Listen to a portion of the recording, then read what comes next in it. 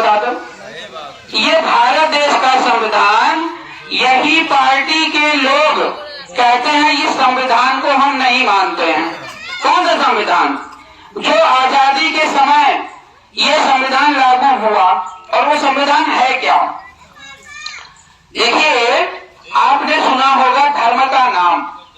धर्म का नाम अक्सर लोग कहते हैं मैं धार्मिक हूँ, एक कहेगा कि मैं हिंदू धर्म से हूँ, दूसरा कहेगा मैं मुस्लिम धर्म से हूँ, एक कहेगा मैं सिख धर्म से हूँ, अगला कहेगा ईसाई, तो अगला सबसे बुद्धिमान होगा कहेगा मैं बौद्ध धर्म से हूँ।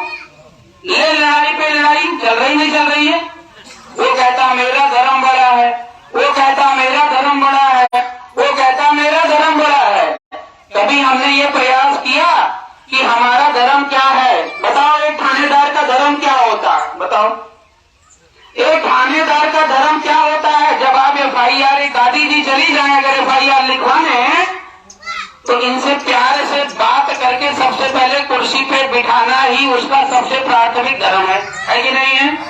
इनकी समस्या को सुने, ईमानदारी से FIR लिखे, दादी जी के साथ गांव में आए, जो परेशान कर रहा हो, पीट रहा हो, मार रहा हो, जमीन जायदाद छीन रहा हो, दादी जी के साथ लगकर उनको न्याय दिलाए या उनकी सुरक्षा करे, ये थानेदार का एक धर्म होता है। ये तो धर्म है। बोलिए साहब, अब मैं नेता, आपने मुझे बना दिया, तो नेता का क्या धर्म होगा? मैं बोलूं मेरा धर्म हिंदू है, चलेगा? हिंदू कहने से किसी का पेट भरेगा क्या? बोलो। मैं कहूं नहीं मैं ईसाई हूँ, मैं सिख हूँ, मैं बौद्ध हूँ, तो आपका पेट भरेगा क्या? मैं नेता हूँ। अगर मैं नेता हूँ, आपने मुझे नेता बना दिया, तो सबसे पहला धर्म ये बनता है कि जब कोई मेरे पास फोन करे तो मैं प्यार से उसकी बात को सुनूं, चाहे वो देहाती भाषा में बोल रहा हो और चाहे वो पढ़ा लिखा इंसान हो, शॉर्टकट में बोल रहा हो। ये तो जिम्मेदारी है। और हर संभव प्रयास करो कि उसकी समस्या का समाधान कम से कम समय में हो। यही है ना? आपने मेरे पास फोन किया, RP मौर्य जी, थाने वाला सुन नहीं रहा, भैया थोड़ा बात कर लो 2 मिनट के लिए, गांव की एक समस्या है। हमने कहा दादा फोन रखो, आप लखनऊ चले आओ, आप दिल्ली चले आओ। अब पता लगा ये फोन करने के लिए आप यहाँ से लखनऊ और दिल्ली के चक्कर लगाओ, ये फोन करने के लिए। अब बिना आपके आए मैं फोन नहीं करूंगा, तो मैं अपने धर्म का पालन कर रहा हूँ? मुझे बताओ। हमको धर्म सिखाते हैं लोग, कहते हैं आप हिंदू हो, आप मुस्लिम हो, आप सिख हो, आप ईसाई हो, और वो सिखाने वाले अपना धर्म भूल गए हैं। उनका धर्म क्या है? योगी आदित्यनाथ जी भारत के उत्तर प्रदेश के मुख्यमंत्री हैं, बताओ उनका धर्म क्या है? बताओ उनका धर्म क्या है? बोलो साहब। उनका धर्म ये है कि उत्तर प्रदेश में जितनी भी जनता है उनकी तन मन धन से सेवा करें।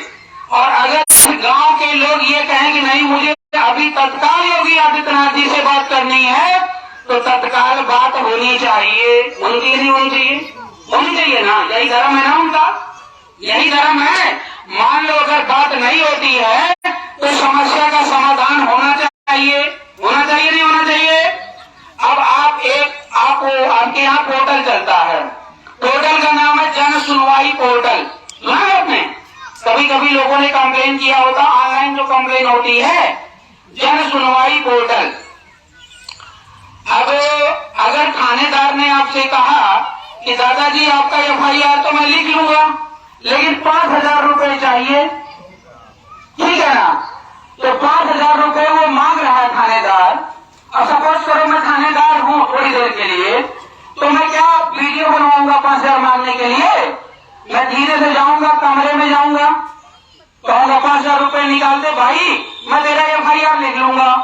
नहीं तो थानेदार बना रहेगा सीनियर, और दूसरे एक पुलिस वाले को भेजेगा, जा उसको पूछ ले, तो 5,000 देने के काबिल है तो ले आए, उसका FIR करवा लूंगा। तो पुलिस वाला थाने से बाहर निकल करके जाएगा, धीरे से कहेगा 5,000 रुपये तो करवा देता हूँ। कहेगा नहीं कहेगा? बोलिए साहब। तो ये पुलिस वाले इस प्रकार से काम कर रहे हैं। और क्या, अगर इनके खिलाफ आप कंप्लेन कर देते हो माननीय श्री योगी आदित्यनाथ से, कर दीजिए कंप्लेन, तो वहां पोर्टल से लिख करके आएगा उसी थाने मिलेगा। और थाने वाले लिखेगा नहीं, यहाँ ऐसी कोई बात नहीं है, यहाँ राम राज चल रहा है, यहाँ अच्छे दिन हैं, यहाँ सब बढ़िया चल रहा है। और पुलिस वाले के खिलाफ आप लड़ोगे कि जो आपको परेशान कर रहा है उससे लड़ोगे।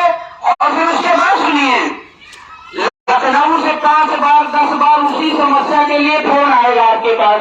प्रैक्टिकल बता रहा हूँ, मैं देख रहा हूँ, तो डेली यही काम है हमारा। 5 बार फोन आएगा, भैया समस्या हल हो गई आपकी, भैया समस्या हल हो गई आपकी। अरे 5वीं बार तो आप बोली दोगे दादा फोन मत करो मुझे, मेरी समस्या हल हो गई। बात समझ में आ रही ना? तो ये लोग धर्म का पालन कर रहे हैं और हमको कहते हैं कि धर्म की परिभाषा ये होती है। बताइए, मैं अपने माता पिता का बेटा हूँ, तो माता पिता के प्रति मेरा धर्म क्या है? बोलिए साहब, माता पिता की सेवा ही मेरा धर्म है कि नहीं है? एक अध्यापक का जब वो बच्चे को पढ़ाता है, एक अध्यापक का बच्चे के प्रति धर्म क्या है? कि वो ईमानदारी से पढ़ाए, यही ना? लेकिन आजकल कुछ टीचर ऐसे हो गए गैर जिम्मेदार, जो कहते हैं फीस तो लेते हैं, पढ़े ना पढ़े वो हमारे टेंशन नहीं है। हाँ, ऐसा भी हो गया है। होगा चाहे वो माफिया होगा, चाहे गुंडा होगा, चाहे मवाली होगा, आप कहोगे वो नेता और दिन भर उसी की चर्चा करोगे, यही करोगे ना? लोकतंत्र का राजा गैर जिम्मेदार हो गया है, गैर जिम्मेदार हो गया है, उसको राजनीति में इंटरेस्ट ही नहीं है। नहीं है ना? हमारी माताएं बहनें हैं, इनको जब राजनीति की बात आती कहते हैं चलो हटो, तुम घर की जिम्मेदारी देखो, खाना बनाओ, खिलाओ, खाली पति की सेवा करो, राजनीति जो होगी हम देख लेंगे। हैं? आप तो घर को ले लीजिए, जिस घर की महिलाएं पढ़ी लिखी होती हैं उस घर का विकास देख लीजिए, और जिस घर में पुरुष खाली पढ़े लिखे होते हैं उस घर का विकास देख लीजिए। जो हमारी आने वाली पीढ़ी होती है, छोटे छोटे बच्चे होते हैं, ये ज्यादातर मम्मी की गोद में पलते हैं कि पिताजी की गोद में? मम्मी की गोद में पलते हैं, ये बात स्पष्ट है।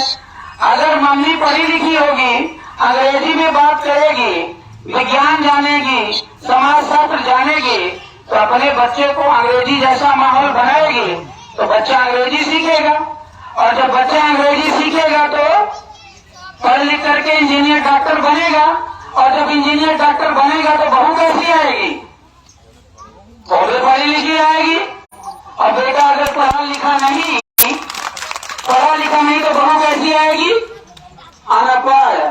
मतलब एक लूला तो दूसरा महालूला, और एक शेर तो दूसरा महाशेर। पढ़ा लिखा अगर बेटा है तो उसको पत्नी पढ़ी लिखी गिफ्ट में मिल रही है ना? अगर बेटा अनपढ़ है तो पढ़ी अनपढ़ बहू भी उसको गिफ्ट में मिलेगी। कहते जिसको कि जैसा कर्म करोगे वैसा ही रिजल्ट मिलेगा, यही तो है, यही है ना? तो मेरा ये कहने का मतलब है कि जो हमारी माताएं बहनें हैं, इनको हम लोग सामने कभी नहीं लाते हैं। रेशियो आप देख लो, यहाँ पे 100 लोग बैठे होंगे तो 3, 5, 6 दादी लोग हैं, और दादी लोग वो हैं कि जो बहुओं से ऊपर हैं। बहुओं को कभी सामने नहीं लाओगे कि जो कर सकते हैं, जो लड़ सकते हैं। अभी हम लोग वहां पे आ रहे हैं, कौन सी जगह? जगतपुर से आ रहे हैं। वहां पे एक महिला मिली, बड़ी शिक्षित थी, हमने किए हुई थी, और मुझे पहली बात में लग गया कि हाँ क्रांतिकारी हैं। तो दादी जी ने पढ़ाई अगर 8वीं तक कर रखी है तो मुझे पता है कि उनकी बहू BA MA करके घर में चूल्हा जला रही होगी, और मोदी जी का फ्री में ऑफर किया गया सिलेंडर भराने के लिए दिन रात आपको परेशान कर रही होगी। ऐसा है कि नहीं है? कि एडवांस में सिलेंडर भरवा देना, मैं चूल्हा चौका लकड़ी नहीं जलाऊंगी। और आप कहोगे चलो भाई बहू है कोई दिक्कत नहीं, उसका हाथ काला हो जाएगा, पैर काला हो जाएगा, इसलिए सिलेंडर भरवा देते हैं।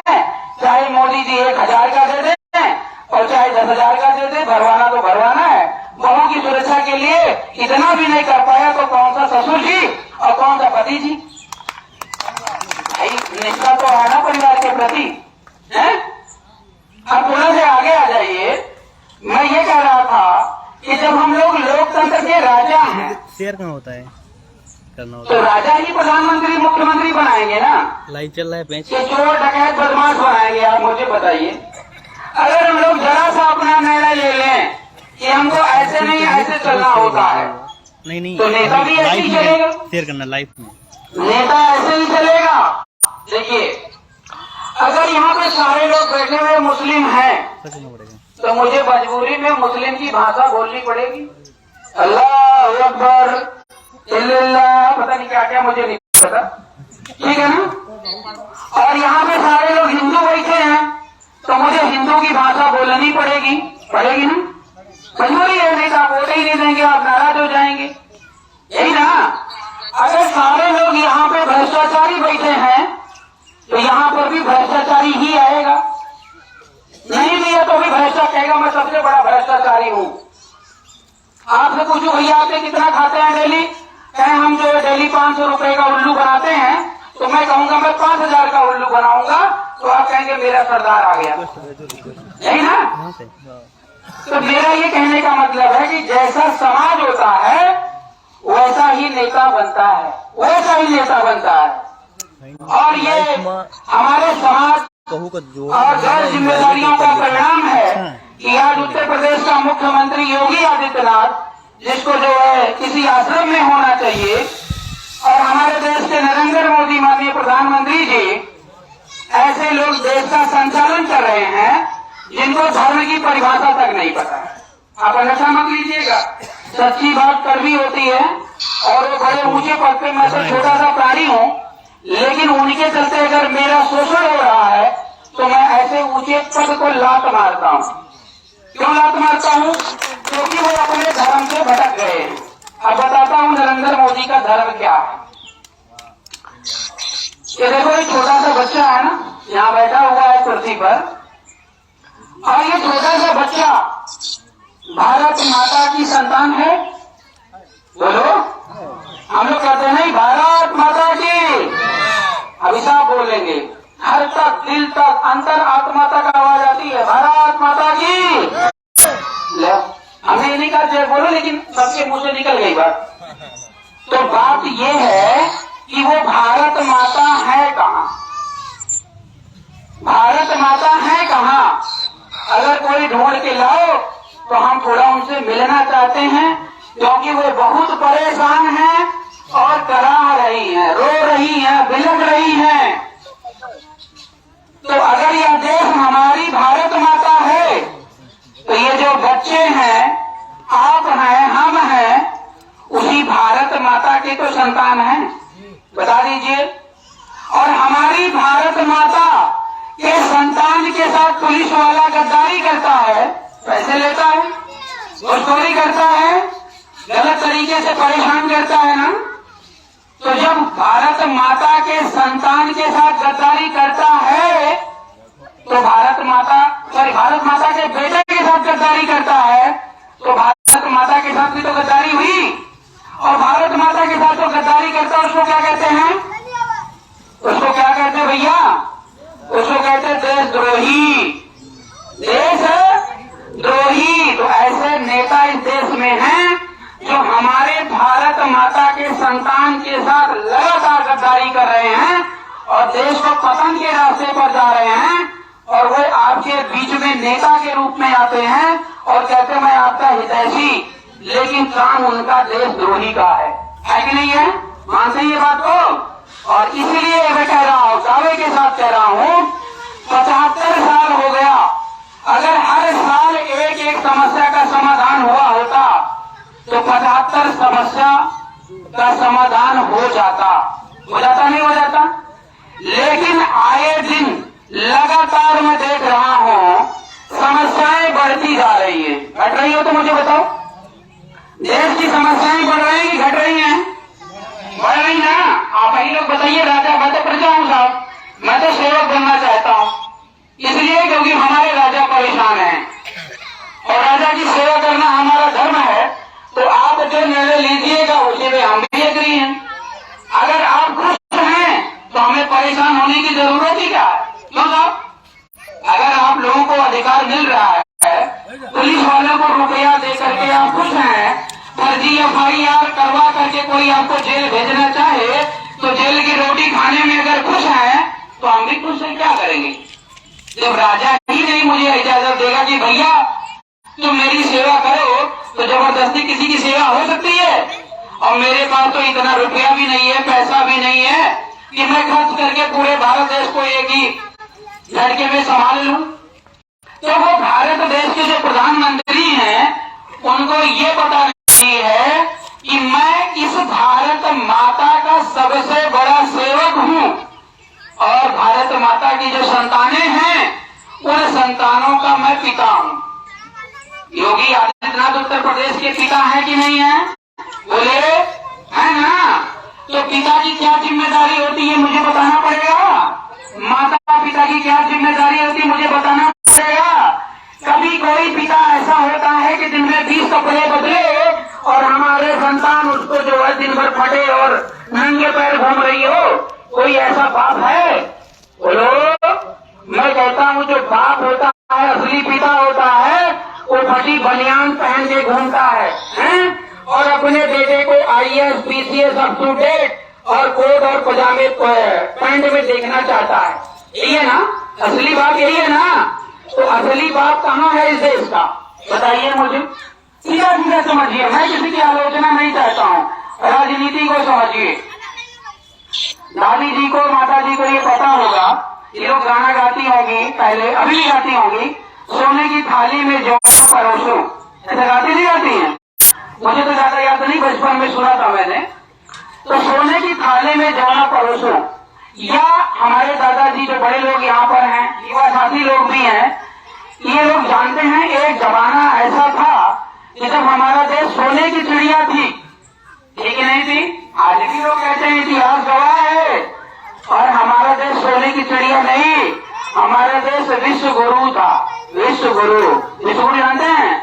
पूरे विश्व के लोग भारत से ज्ञान लेते थे, भारत से पढ़ने आते थे, तक्षशिला जैसे विद्यालय में आते थे, पढ़ करके जाते थे, तो वहाँ कहते थे मैं इंडिया से पढ़ करके आया हूँ। और आज इंडिया के लोग विदेश में पढ़ने जाते हैं, जाते नहीं होंगे। अगर हमारा बेटा प्राइमरी पाठशाला में पढ़ रहा होता है तो हम तो कहते अरे यहीं पढ़ा रहे हो, काहे लायक है स्कूल, और काहे लायक आपका बेटा बनेगा, बताओ मुझे। नहीं, गांव में पढ़ाओगे कुछ कर पाएगा, कुछ नहीं कर पाएगा। अगर अपने बेटे को विदेश भेज दोगे तो किसी गांव के स्कूल में पढ़ेगा तो लोग कहेंगे अमेरिका में पढ़ रहा है, लंदन में पढ़ रहा है, कहीं नहीं कहेंगे।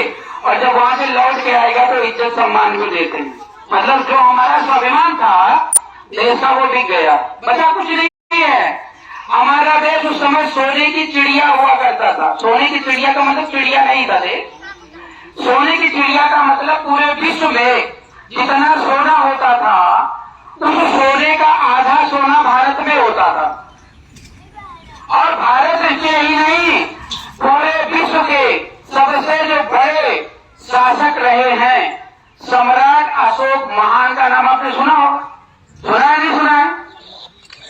सम्राट अशोक महान ये कहते थे कि ये जो प्रजा है ये मेरी संतान है, अगर उनको एक कांटा भी चुभता है तो मुझे दर्द होता है। और जनता की समस्या सुनने और उनके समाधान के लिए 24 घंटे हमारे दरवाजे खुले रहते हैं, कभी भी आओ और समस्या 2 मिनट में समाधान होगा। ऐसे थे।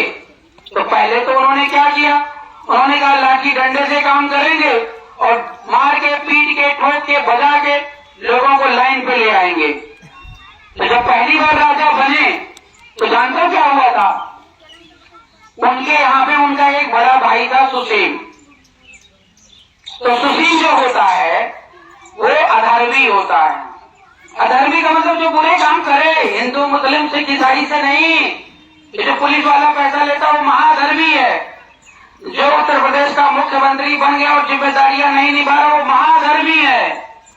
तो वैसे सुसीम था, वो क्या करता था, जनता का खून पीने का इरादा था, जनता को मारने पीटने का इरादा होता था, मतलब हर तरीके से जनता को प्रताड़ित करना और बेवकूफ बनाना उसका इरादा होता था। और सम्राट अशोक जो थे उनका चरित्र बड़ा ही महान था। वो कहते थे कि नहीं, हर व्यक्ति जो है वो हमारे अगर राज्य से जुड़ा हुआ है तो हमारा सबसे पहला धर्म उसकी सेवा करना, और जब जाते थे तो समझा बुझा के निपटा के आ जाते थे। इसी बात की लड़ाई थी। सुशील ने कहा कि मैं सम्राट अशोक को जो है, अशोक को कभी भी राजा नहीं बनने दूंगा, और अशोक दूसरे नंबर के बेटे थे। दूसरे नंबर का मतलब छोटे बेटे थे, और सुशील सबसे बड़ा था। अधिकार के तौर पे सुशील का अधिकार बनता था गद्दी पर कि सबसे पहले उसे राजा बनाया जाए। देखो ये सीएम हेल्पलाइन का फोन भी आ रहा है, सीएम हेल्पलाइन का फोन आ रहा है, और इसमें रेड कलर से आता है। जानते हैं क्यों? क्योंकि रेड कलर का जो फोन आता है वो अक्सर फरार होता है। और देखो मिस कॉल किया मैंने, कुछ किया नहीं, कट गया। देखो ये कट गया। अभी आपके सामने फोन करूंगा, यही कहेगा समस्या समाधान हो गया। हमने कहा साहब नहीं हुआ, तो कहेगा अच्छा ठीक है करवाता हूँ, मतलब करवाता हूँ नहीं बोलेगा, ठीक है नोट कर लिया गया, आगे देखते हैं। फिर तीसरे दिन फोन आएगा। इसलिए मेरे पास आ रहा है कि कई लोगों की समस्याओं को मैं अपलोड करता रहता हूँ ना, इसलिए आगे। तो सम्राट अशोक जो थे वो जनता को खुशहाल देखना चाहते थे, और उनका भाई जो था वो शोषण करना चाहता था। एक दिन ऐसा हुआ कि जब वो देखा कि हमारे रास्ते का कांटा सम्राट अशोक महान है, तो उन्होंने कहा कि इसकी जड़ कहाँ है। तो सम्राट अशोक के जो गुरु थे वो कौन थे उनके, अब जिसको आजकल की भाषा में चाणक्य कहते हैं, मैं इतिहास में नहीं जाऊंगा चाणक्य कौन थे क्या थे उधर बिल्कुल नहीं जाऊंगा। चाणक्य उनके गुरु थे, और उन्हीं के गुरु के ज्ञान से वो लगातार समाज में लगे रहते थे, अच्छे उत्तराधिकारी का जिम्मेदारी निभाते थे। तो उन्होंने कहा कि गुरु को अगर मार दें तो सम्राट अशोक की समस्या हल हो जाएगी, खत्म हो जाएगा। जब गुरु ही नहीं रहेगा तो शिष्य क्या करेगा, मैं राजा बन जाऊंगा। और जब उसका बड़ा भाई उनके गुरु को बोटी काट डाला, एक बार वो गए थे कहीं लड़ाई करने, तो उनके गुरु को बोटी काट डाला। अच्छा सम्राट अशोक वहां से लौट करके आए तो वो तो पागल हो गए। आपने सुना होगा ना, क्या कहते हैं, गुरु गोविंद दो खड़े काके लागू पाओ, और बलिहारी गुरु आपने गोविंद दियो बताए।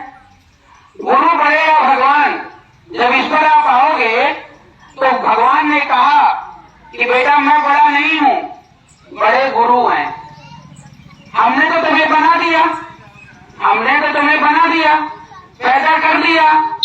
अब सीखना सिखाना वो गुरु के ऊपर है, और सबसे पहले गुरु किसी भी बच्चे की उसकी माँ और उसके पिता होते नहीं होते हैं, तो गुरु बड़ा होता है।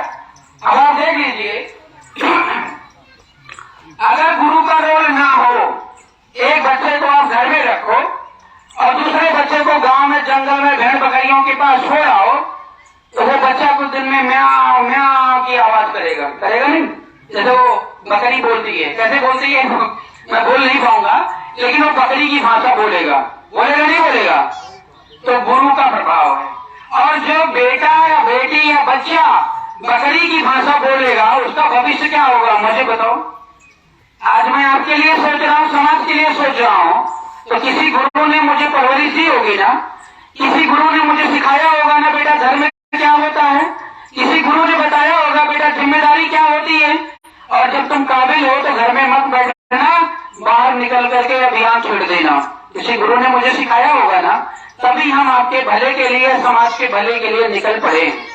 तो गुरु का जो रोल होता है वो बहुत ही बड़ा होता है, भगवान से कई गुना महान होता है, ध्यान रखिएगा। और गुरु ऐसा है कि जो चीज आप 10 साल में भी नहीं पाओगे वो गुरु 2 मिनट के अंदर दे देगा। यहाँ पे बहुत सारे टीचर लोग बैठे होंगे, एक कहावत भी है कि teacher can change the nation. अगर अध्यापक चाहे तो देश और समाज को बदल सकता है, लेकिन हमारे यहाँ अध्यापकों की कोई इज्जत है क्या? बताइए, भगवान कैसे चले जाइए, आप बता दीजिए कि मैं भगवान से बड़ा हूँ, मैं अध्यापक हूँ, दरोगा के पास चले जाइए, अभी आपको गाली देकर के कहेगा भाग उधर बैठ जाए बदमाशी बात में, तो मैं 2 लप्पड़ मारूंगा खींच के, बोलेगा नहीं बोलेगा? ये भगवान की इज्जत हो रही है हमारे यहाँ। तो मेरा ये कहने का मतलब, भगवान से पहले हमें गुरु की बात करनी होगी नहीं करनी होगी। तो जो ये बच्चे हैं या कह लो इस देश की जब परवरिश की बात होती है तो ये बच्चे लावारिस घूम रहे हैं, इनकी कोई जिम्मेदारी नहीं ले रहा है। बताओ, जब से बीजेपी सरकार आई हो, स्कूल कॉलेज के लिए पढ़ाई के लिए कोई पॉलिसी लाई हो तो मुझे बता दो। मैं तो कुछ नहीं हूँ, ये पार्टी अभी शुरुआत है, लेकिन इतना बड़ा मिशन बना के बैठा हूँ पार्टी को, अपने बच्चों को, मतलब पार्टी के बिहार पे बच्चों को पढ़ाने का। मैं बहुत सारे एजेंडे ऐसे, छोटा सा मैं टॉपिक डिस्कस कर देता हूँ। ये पार्टी भारतीय राष्ट्रीय पार्टी है, ये पूरे देश को अपना परिवार मानती है, अपना परिवार एकदम। ना मुझे हिंदू, अब मुझे मत पूछ लिया भैया हिंदू मुस्लिम, ये विकल्प तो मत देना मेरे पास। मेरा धर्म है, मेरा कर्तव्य ही मेरा धर्म है, बोल रहे हैं। तो इसके आधार पे हम पूरे भारत के बच्चे को अपना बच्चा, पूरे भारत की माँ को अपनी माँ, पूरे भारत की बहन को अपनी बहन, और पूरे भारत में जितने पिता लोग हैं, बुजुर्ग, उनको अपना पिता मानते हैं।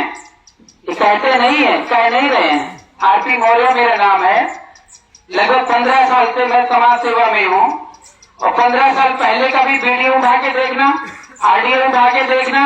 जो 15 साल पहले बोलता हूँ वही आज भी बोल रहा हूँ, वही मरते वक्त भी बोलूंगा, क्योंकि मैं धर्म के मार्ग पर हूँ, मैं संप्रदाय के मार्ग पर नहीं हूँ, मैं लूट भ्रष्टाचारिता के मार्ग पर नहीं हूँ। आप लोग साथ दे रहे नहीं दे रहे आपका निर्णय है, लेकिन आप कभी जिंदगी में ये नहीं कह पाएंगे आरपी मौर्य आपने मुझे धोखा दिया। कभी जिंदगी में बता रहा हूँ, आप नहीं कह पाएंगे आपने मुझे धोखा दिया, क्योंकि धर्म का वो वास्तविक स्वरूप मैं समझता हूँ। हमारे गुरु ने यह सिखाया है कि बेटा धर्म ये सब नहीं है, ये सब संप्रदाय लगे हुए हैं, लोग अपना अपना पेट भर रहे हैं, जिस तरीके से लूट पा रहे हैं वो लूट रहे हैं। और इसमें कि जब तू लूट रहा है तो मैं भी लूटूंगा, जब वो लूटेगा तो तीसरा भी लूटेगा। ऐसा होता नहीं होता चोरों के बीच में, तो चोर चोर वहां चोर वाला कंसेप्ट चल रहा है। तो भारत देश को हम एक अपना परिवार मानते हैं। अब एक छोटे से बच्चे की बात मैं करता हूँ। आपका बेटा हमारा बेटा है कि नहीं है? जब आपने मुझे मुख्यमंत्री, प्रधानमंत्री या पार्टी की सरकार बना दी तो हर बच्चा मेरा बच्चा है ना? दादी माँ को क्या चाहिए? पेंशन चाहिए। दादी माँ को क्या चाहिए? खाना चाहिए समय से, है? उनकी तो सेवा इस तरीके से करें, उनको तो पढ़ा सकते नहीं हम। लेकिन अगर बच्चों को मैं पढ़ाने जाऊं तो मैं बता रहा हूं आने वाले 10 साल के अंदर हर बच्चा आरपी मौर्य की भाषा बोलेगा। बोलेगा नहीं बोलेगा? हर बच्चा धर्म की बात बोलेगा। बोलेगा नहीं बोलेगा? संप्रदाय की बात कोई नहीं करेगा, कोई नहीं करेगा, क्योंकि उसको पूरा का पूरा ज्ञान होगा कि धर्म और संप्रदाय में अंतर क्या है। होगा?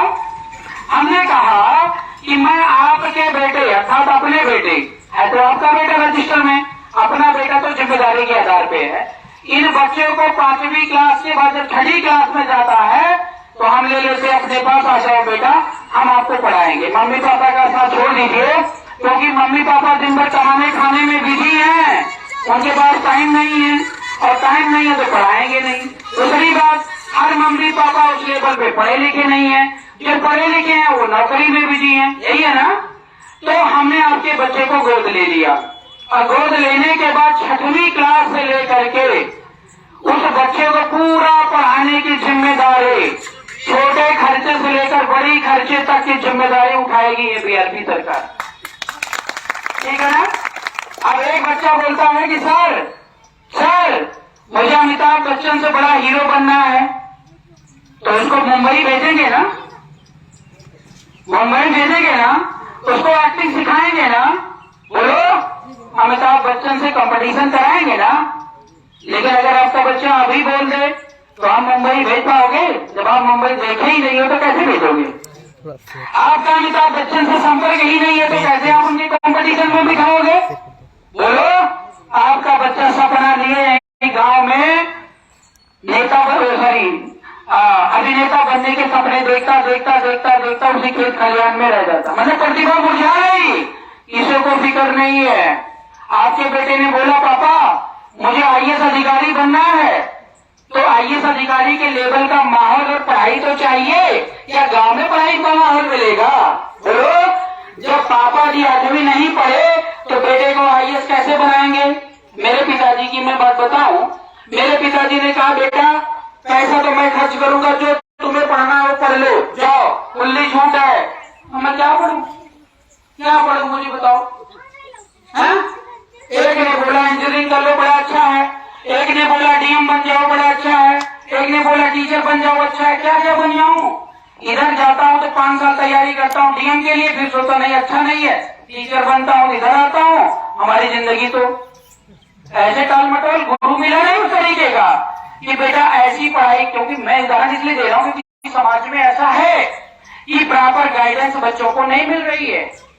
तो अगर कोई बेटा बोले कि सर मुझे आईएएस अधिकारी बनना है, तो हम उसको पढ़ाई आईएएस अधिकारी की करवाएंगे, और जब पढ़ाई आईएएस अधिकारी को करा रहे हैं तो इंटरव्यू भी तो हम ही दिलाएंगे, नौकरी भी तो हम ही दिलाएंगे। तो जब नौकरी हम ही दिलाएंगे तो उसके साथ भेदभाव करेंगे? मैं अपने बेटे के साथ भेदभाव कर सकता हूँ? बोलो, नहीं कर सकता हूँ। जो भी आशा, चलो थोड़ी देर के लिए कुछ लोग कहेंगे भैया किस किसको नौकरी दिलाओगे? हम तो कह दिए भाई सबको थोड़ी दिला पाएंगे। अब एक ने कहा साहब मैं बढ़िया खेती करूंगा, तो उसको खेती का तरीका सिखाऊंगा, नहीं सिखाऊंगा? अच्छी क्वालिटी की सब्जी कैसे उगती है, कैसे बनाई जाती है, कैसे बेची जाती है, ये सब सिखाऊंगा ना। और सिखाने के बाद उसको आपके खेत में लगा दूंगा, तो अमेरिका वाली स्टाइल में खेती करेगा ना। है कैसे जैसे खुरपी उठाया और खेत के अंदर चला गया। है बोलो, बिना मौसम की फसल बोएगा तो फसल होगी ढंग से? आप बाहर चले जाइए अमेरिका वगैरह में, या ज्यादा दूर नहीं है, हरियाणा साइड में जाइए, आपकी खेती में उनकी खेती में जमीन आसमान का फर्क है। तो अगर सरकार चाहे तो सभी समस्या का समाधान कर ले। अच्छा मैं पागल थोड़ी हूँ, हमने आपके बेटे को पढ़ाया लिखाया, खर्चा खूब आया, खर्चा आने के बाद जब उसको नौकरी मिल गई, आईएएस अधिकारी बन गया, अमिताभ बच्चन बन गया, तो हम कह रहे भैया महीने में 2-2 हजार रुपए वापस कर दो जितना खर्च किया हूं।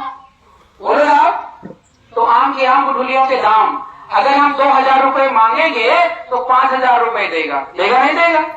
लेकिन इरादा अगर नेक है तो हमारा समाज बनेगा।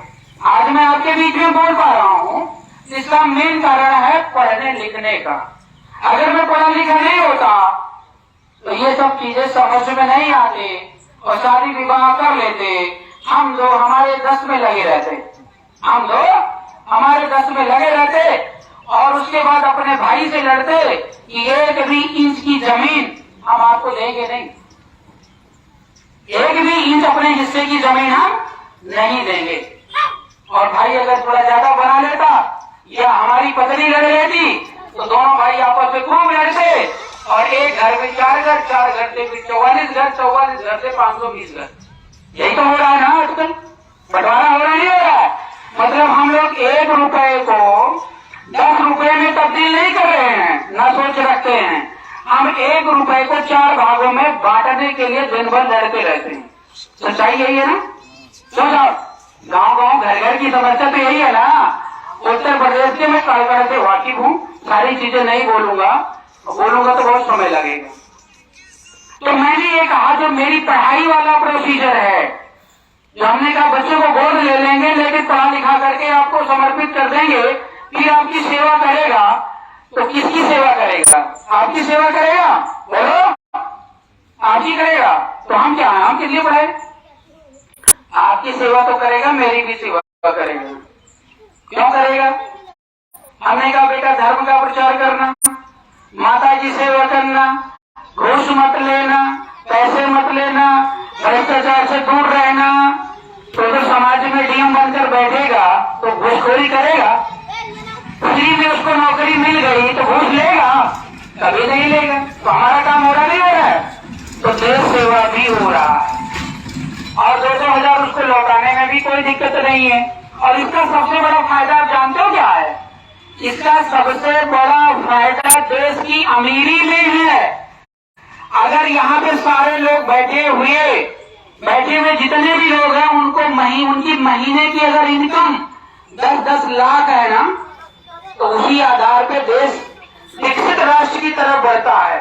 आप लोग जीडीपी जानते होंगे, तो जीडीपी हमारे आपकी ग्रेविटी से बढ़ती है।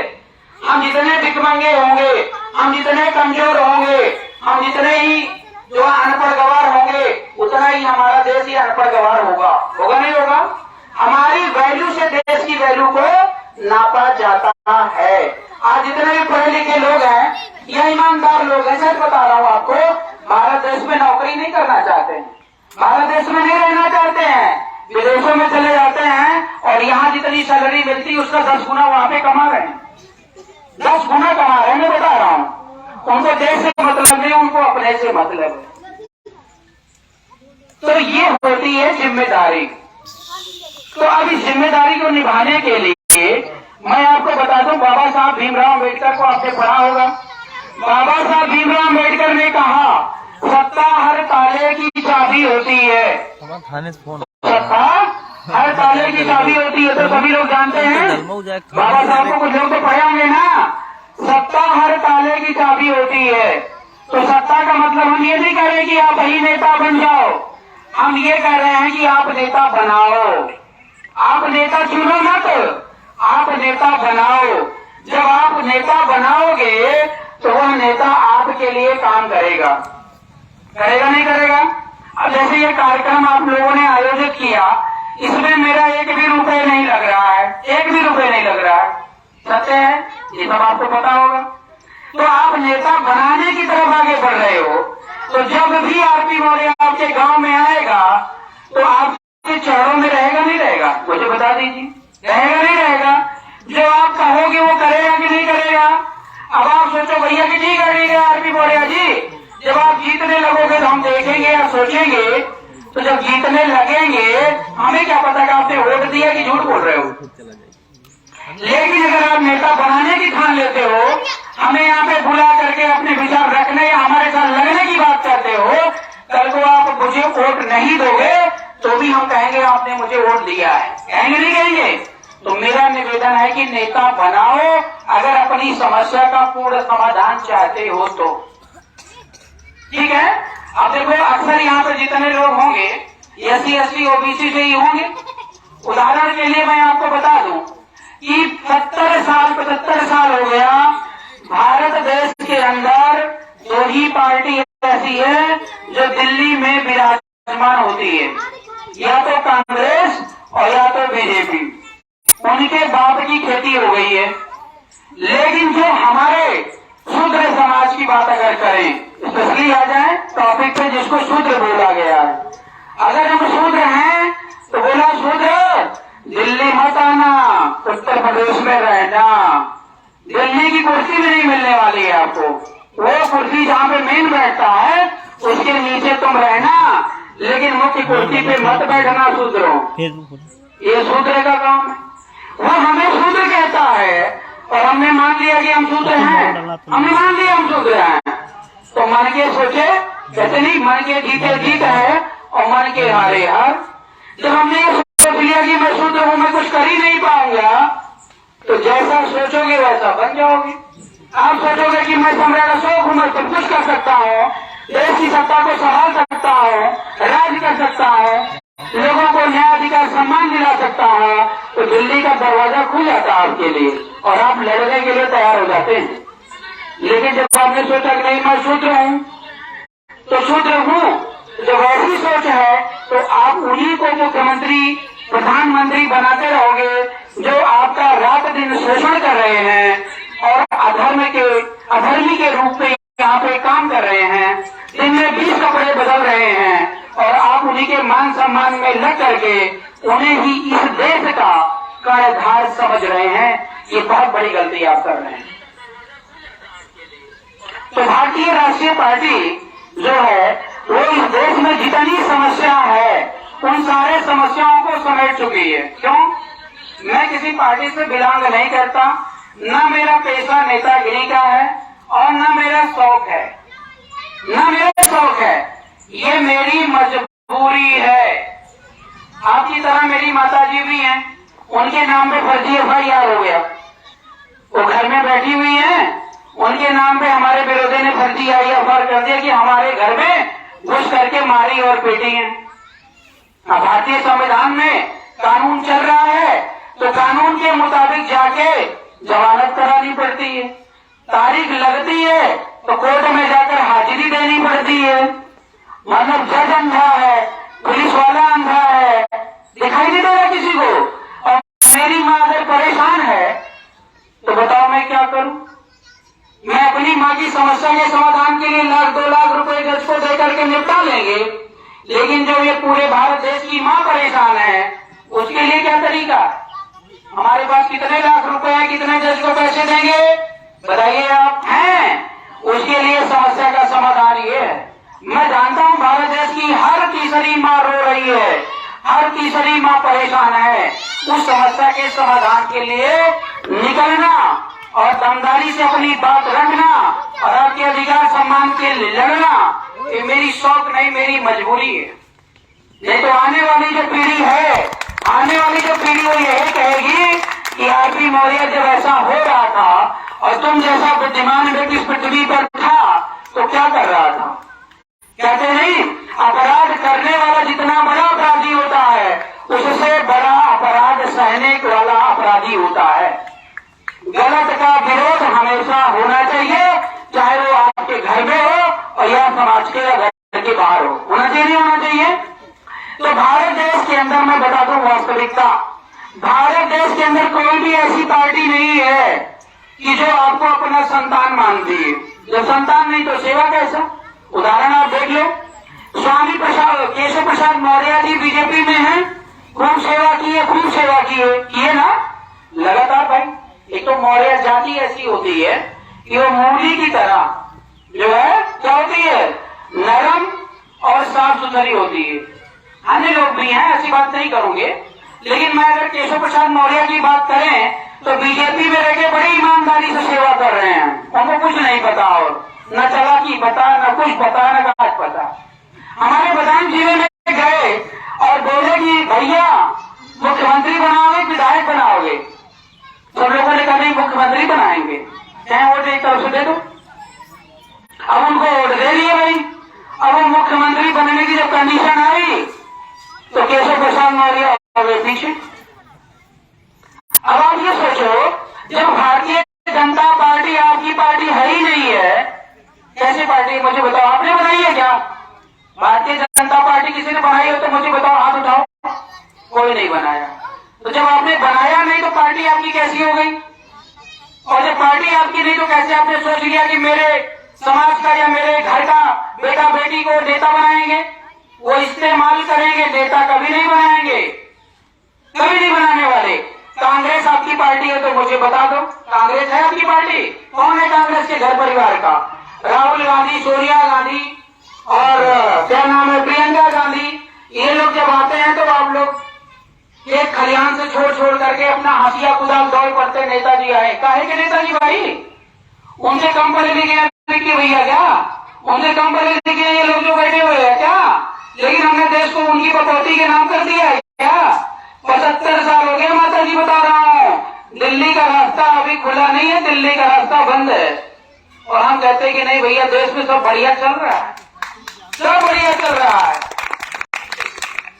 और बड़ी समस्या तो ये है, अभी स्कूल में मैं पढ़ाने जाऊं और मैं बोलूं बेटा क्या बनोगे, तो हर बेटा कहेगा मैं डीएम बनूंगा, एसडीएम बनूंगा और क्या कहते हैं टीचर बनूंगा या कोई और अधिकारी बनूंगा, तो फौज में जाऊंगा।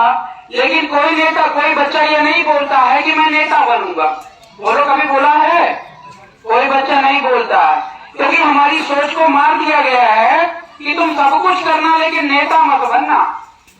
क्योंकि अगर नेता बनोगे तो ताला वहीं खुल जाएगा, हर समस्या का समाधान वहीं से हो जाएगा, और वो समस्या का समाधान नहीं होने देना चाहते हैं। कौन से लोग हैं उनकी पहचान आपको करनी पड़ेगी और उनसे दूरियां बनानी पड़ेगी। ना तो उनको नोट देना पड़ेगा, ना तो वोट देना पड़ेगा, ना उनकी किसी कार्यक्रम में जाना पड़ेगा।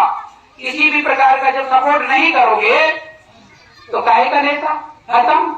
यही है ना, कोई पार्टी छोटी बड़ी नहीं होती है, जिसके साथ ये समाज और देश के लोग लग गए वही पार्टी आगे निकल जाती है और दिल्ली पर राज करेगी। ये मत सोचना कि आज हम छोटी पार्टी के रूप में आए हैं, यहाँ पे 100 लोग बैठे हुए हैं, ये छोड़ दीजिए। 75 साल से आप कुछ नहीं मिला आपको, तो 10 साल हमारी बात भी मान लीजिए। मान लीजिए 10 साल का मौका चाहता, ज्यादा नहीं। अगर 10 साल में भारत देश को नहीं बदल सका तो मैं बोल दूंगा माता जी अब दूसरा नेता चुन लीजिए और दूसरी पार्टी चुन लीजिए, मेरे बस की बात नहीं है, लेकिन ईमानदारी से बोलूंगा। आप तब भी नहीं कहोगे कि भाई आरपी मौर्य ने गद्दारी करी। आपको ये कहने पर मजबूर कर दूंगा कि बेटा आपने तो खूब प्रयास किया, हम ही लोग नहीं सपोर्ट कर पाए, हम ही लोग साथ नहीं खड़े हो पाए, भटक गए थे। ये आप खुद बोलेंगे, बता दे रहे हैं आप, क्योंकि हम उस नेतागिरी पर विश्वास नहीं करते। फर्जी नेतागिरी अगर करनी होती तो बीजेपी कांग्रेस ऐसी न जाने कितनी पार्टियां हैं, हम भी कटोरा लेकर घूम रहे होते, हम भी विधायक सांसद बनने के लिए गली गली भटक रहे होते। हमें विधायक सांसद नहीं बनना है, हमें इस देश की समस्या का पूर्ण समाधान चाहिए, और जिसका नाम ये है, क्या कहते हैं वहां पे लिखा हुआ, अशोका राज, पूर्ण व्यवस्था परिवर्तन, और इसी को स्वर्णिम युग कहते हैं। हम वो सम्राट अशोक के सपनों का भारत बनाना चाहते हैं, जहां पर हर व्यक्ति जिम्मेदारी के साथ रहे और हर व्यक्ति खुशहाल रहे, संपन्न रहे। तो इसमें मुझे लगता है कि बिना आपकी इजाजत के ये संभव नहीं है क्या? अकेला मैं क्या करूंगा, मैं तो अपने वोट तक सीमित हूं ना। मैं कहता हूं मुझे मत बनाओ, ये विक्की भैया है, दादाजी है, तमाम लोग आपके ऊंचाहार विधानसभा ही है। ऊंचाहार विधानसभा का नाम विश्व में तो नहीं कहूंगा, लेकिन भारत में हर कोई जानता है ना, जानता है, और बरेली का भी नाम अच्छे से जानता है। बड़े बड़े धुरंधर यहाँ पर आते हैं, वोट लेकर के चले जाते हैं और मटर गश्ती करते हैं, कभी इस डाल तो कभी उस डाल, कभी उस डाल तो उस डाल। आपको लगता है कि मेरा नेता तो यार काम कर रहा है, रात दिन तो कूद ही रहा है, रात दिन तो कूद ही रहा है ना, इसी में संतोष शराब हो लेते हैं। तो मेरा ये कहने का मतलब है कि मुझे मत बनाइए माता जी या किसी बहन जी, किसी भाभी जी, किसी भैया जी को आप खड़ा करिए, लेकिन ये पार्टी होनी चाहिए। क्यों पार्टी होनी चाहिए, क्यों पार्टी होनी चाहिए, उसका भी मैं बताऊंगा। क्योंकि नीचे आप देखो, यहाँ पे लिखिए, अपनी पार्टी अपना वोट, बीआरपी का करो सपोर्ट। ये भारत देश की कोई भी पार्टी नहीं लिख सकती है। क्यों नहीं लिख सकती है? कि जब वो बोलेगी कि अपनी पार्टी अपना वोट, तो सबको अपना बनाना पड़ेगा ना, सबको अधिकार देना पड़ेगा ना। बीजेपी में चले जाओ, आप अधिकार ले लो। मेरे प्रिय शूद्रों, अगर चले जाओ बीजेपी में अधिकार लेने, तो बीजेपी वाले आपको दिल्ली लखनऊ से आगे नहीं भेजेंगे। ऊपर बैठे हैं कौन लोग? षड्यंत्रकारी लोग, तो दिन भर ये चाहते हैं कि प्रजा हमारी जितनी गरीब होगी उतना बढ़िया शोषण होगा, जितना आप गरीब रहोगे उतना बढ़िया वोट दोगे, जितना दारू पियोगे उतना बढ़िया हमारा शासन चलेगा, जितना हम आपको धोखा देंगे उतना बढ़िया शासन चलेगा। ये उनकी व्यवस्था है। पार्टी में उन्होंने भारत देश की जितनी जातियां हैं, कोई मौर्य है, कोई कुशवाहा है, कोई शाक्य, कोई सैनिक, कोई यादव, कोई वर्मा, कोई धोबी, कोई पासी, इस तरीके से हमारे समाज को बांटा गया, नहीं बांटा गया। भारत देश में अभी तक बता रहा हूं, कोई ऐसी पार्टी नहीं है जिसमें हर जाति बिरादरी को बराबर की भागीदारी मिली हो। अखिलेश भैया को ले लो, अखिलेश भैया को जानते हैं ना, हमारे कुछ यादव भाई कहते हैं मेरी पार्टी।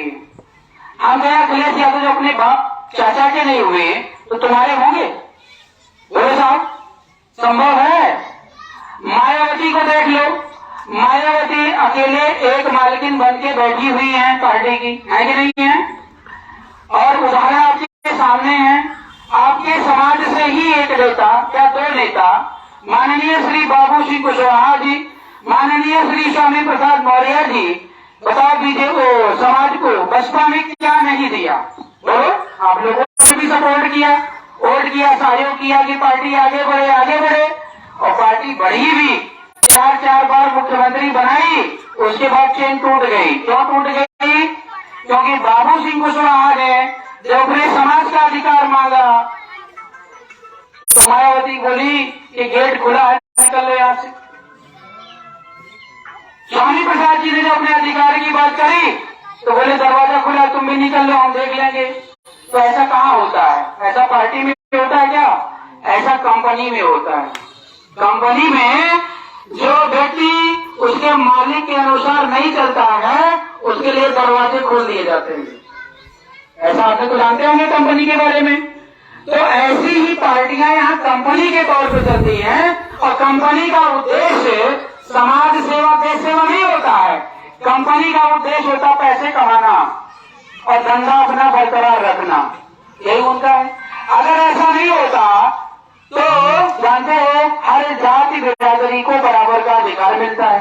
थोड़ा सा उदाहरण दे दूं एक और।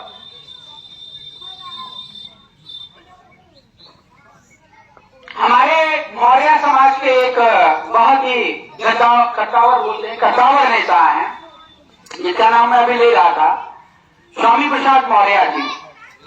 स्वामी प्रसाद जी जब बीजेपी में गए तो उन्होंने बीजेपी के बारे में ना जाना ना समझा, चले गए। सभा में गए तभी मायावती जी से यह नहीं पूछे कि बहन कुमारी मायावती जी, हमारा या हमारे समाज का अधिकार कहाँ है सुरक्षित, मुझे बताओ। आंख बंद करके सपोर्ट कर दिए, चले गए। जब 10 साल 20 साल के बाद पता चला नहीं नहीं यहाँ तो कुछ मिलने वाला ही नहीं है, तो लौट के बुद्धू घर को आए। जब लौट के बुद्धू घर को आए तो कहें अब क्या करूं, तो लखनऊ में एक कार्यक्रम बुलाए और बोले कि जो है भैया वोट किसको करना है, क्या करूं, पार्टी बनाओ या क्या करूं। तो सब लोगों ने लिख करके दिया, नहीं स्वामी जी पार्टी बनाओ। तो स्वामी जी ने क्या कहा, तीसरे चौथे दिन बिना किसी प्रश्नोत्तर के सीधे बीजेपी ज्वाइन कर ली। समझ रहे हैं ना। अब जब एक पार्टी से निकल के आए तो बीजेपी में जाने से पहले बीजेपी को पहचान लेते, बीजेपी की विचारधारा को पहचान लेते, तब तो हम मानते नेता आप हैं। आपने बीजेपी में भी कुछ जाना समझा नहीं, चले गए। अब एक बेटी उनकी है, वो सांसद है, बदायूं से, वो भी चली गई, वो सांसद भी बन गई। उसके बाद पिताजी की महानता तो देखिए, उन्होंने क्या किया, बीजेपी को लात मार दिया, बोला सबसे भ्रष्ट पार्टी है, गुंडों की पार्टी है, बदमाशों की पार्टी है। और बेटी को वहीं छोड़ के आ गए गुंडे बदमाशों के बीच में। अब वो चले गए समाजवादी पार्टी में, दिन भर पानी पी पी करके जो है बीजेपी को कोस रहे हैं। कर्म जब आप गलत कर रहे हो तो गलत को गलत बोलने का अधिकार आपको नहीं है, ठीक है ना। तो आप चले गए समाजवादी पार्टी में, और समाजवादी पार्टी में जब चले गए तो समाजवादी पार्टी में महासचिव की एक झुंड है, अध्यक्ष नहीं। अखिलेश यादव ने अपना कॉलम पूरा रखा है कि जिस दिन बदमाशी करेंगे निकाल के बाहर कर देंगे। उन्होंने उनको महासचिव बना दिया। तो हमारे समाज के कुछ विद्वान लोग उनको बधाई दे रहे हैं, महासचिव बनने के लिए बधाई, महासचिव बनने के लिए बधाई। मतलब उनको ये लग रहा है कि पार्टी हमें मिल गई, न नीति पता, न सिद्धांत पता, न कानून पता। और कल को जब वो समाजवादी पार्टी से निकाल दिए जाएंगे तो कहाँ आएंगे, जब वो कहीं के नहीं होंगे, किसी काम के नहीं होंगे। हम उस प्लेटफॉर्म की तैयारी कर रहे हैं कि थोड़ा बहुत अगर ज्ञान बचा हुआ है तो हमारा मार्गदर्शन करिए, और हम जो है समाज की सेवा करना चाहते हैं। क्योंकि जो अनुभव होता है बड़ा काम की चीज होती है। हम कहते हैं जो नकारात्मक अनुभव उसको हम छोड़ देंगे, लेकिन सकारात्मक अनुभव की जरूरत तो हमें है ना। तो ऐसे प्लेटफॉर्म की तैयारी हम कर रहे हैं। और एक बात बता दूं, मान्यवर कांसीराम को आप जानते होंगे। कांसीराम ने कहा कि पार्टी अपनी होनी चाहिए और कैंडिडेट कोई भी हो चलेगा। तो हमने कहा पार्टी भी अपनी होनी चाहिए और कैंडिडेट भी अपना होना चाहिए। हमें ना पार्टी दूसरे की चाहिए, न कैंडिडेट दूसरे का चाहिए। अपना वोट भी चाहिए और अपना नोट चाहिए। हम सरकार बना लेंगे, हमें किसी के साथ समझौता करने की जरूरत नहीं है। अब देखो, मैं आरपी मौर्य, भाई साहब खड़े हो जाइए थोड़ा। ये आईपी मौर्य नाम लगभग मिलता है, इंद्र प्रताप नाम है भैया का, और मैं आरपी का फुल फॉर्म राम प्रताप से, ठीक है। थोड़ी देर के लिए मान लेते हैं ये यादव जी हैं, यादव जी आप ही खड़े हो भाई। ये देखो, ये निचली जाति से आते हैं, जिनको समाज में बहुत अपमानित किया गया है। अब संविधान कहता है इसलिए बोलना पड़ता है, अनुसूचित जाति। ये कोई आदिवासी है आदिवासी, ये आदिवासी शैलेंद्र जी हैं। अबे 3 लोग हो गए। ऐसे हमने कहा इस पार्टी में सभी को बराबर का अधिकार हम दे रहे हैं, एक अध्यक्ष नहीं। तुम जब शिकायत करोगे, जितनी जाति लेकर आओगे उतने अध्यक्ष बनाऊंगा, जातियां खत्म हो जाएंगी।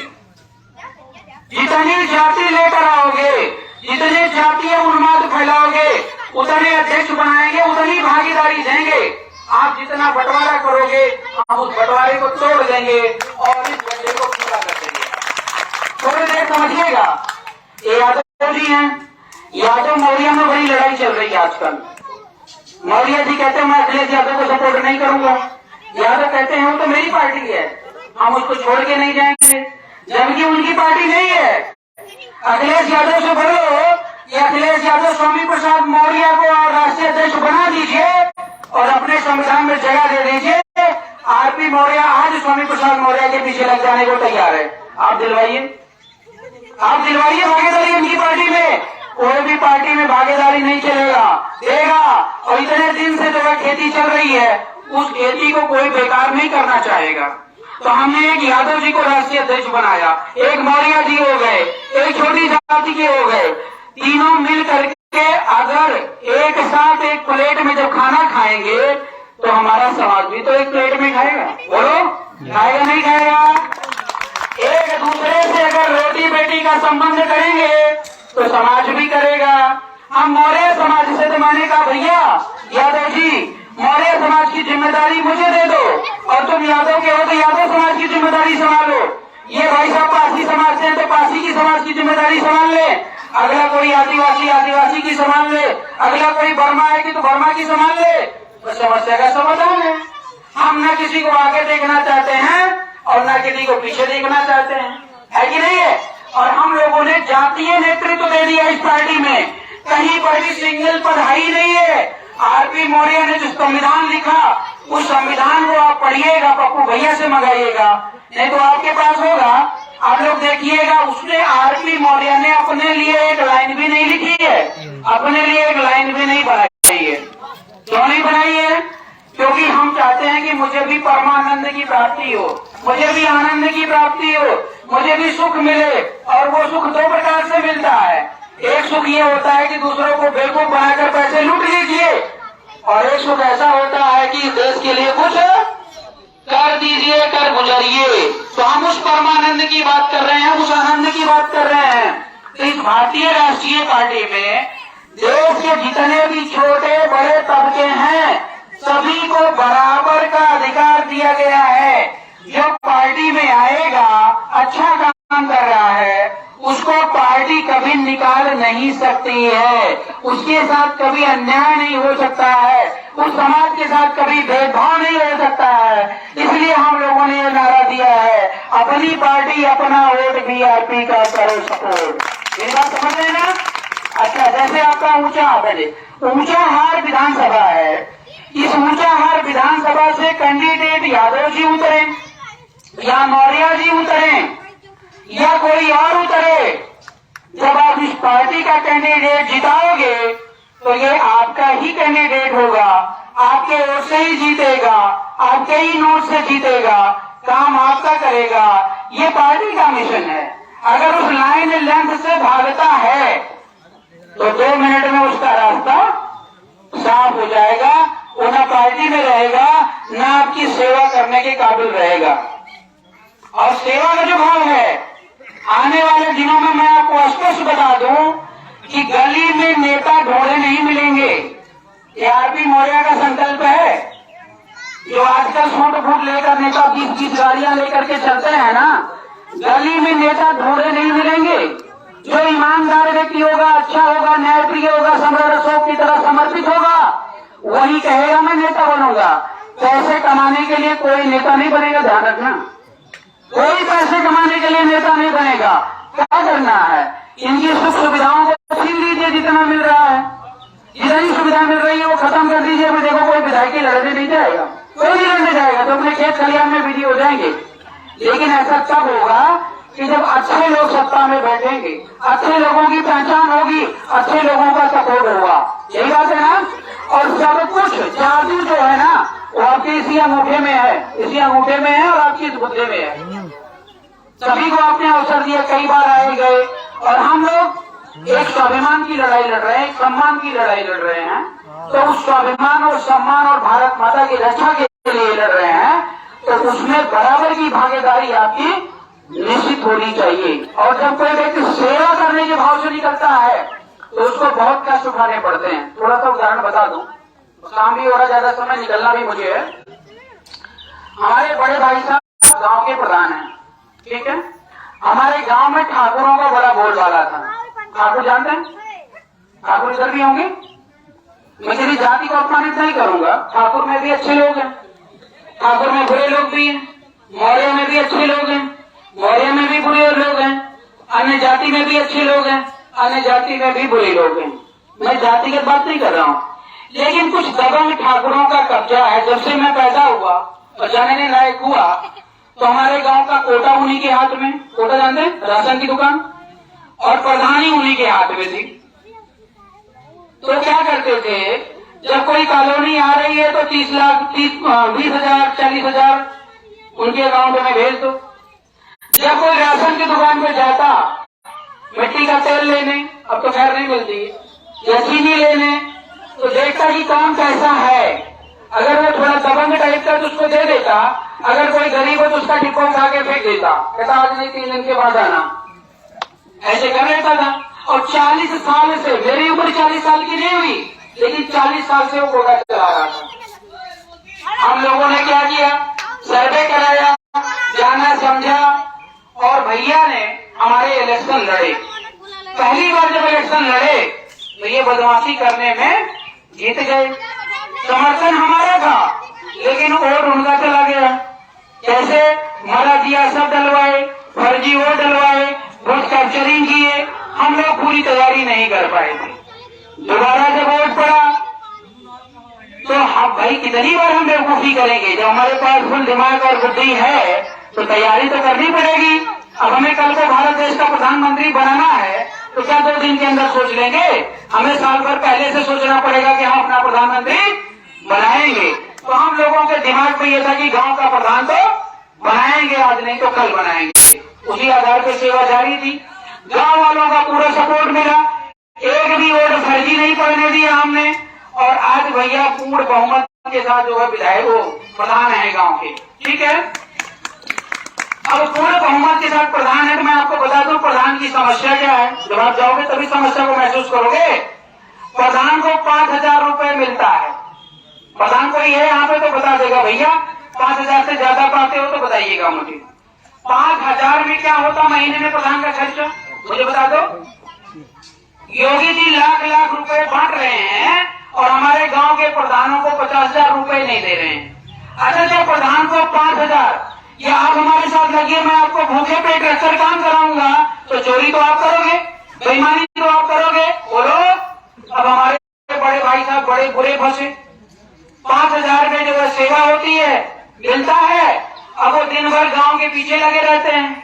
कभी वो भाई साहब बीमार, उनको ले जाना, कभी उनकी मदद करना, डेली कोर्ट कचहरी के चक्कर लगाते हैं, उनके 25 से 50,000 रुपए महीने खर्च हो जाते हैं।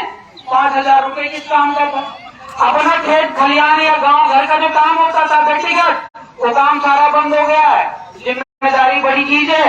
एक बार बोले कि क्या करूं, प्रधानी छोड़ दूं? हमने कहा प्रधानी मत छोड़ना, क्योंकि हमारे पूर्वजों ने कहा है कि बेटा शासक बनो।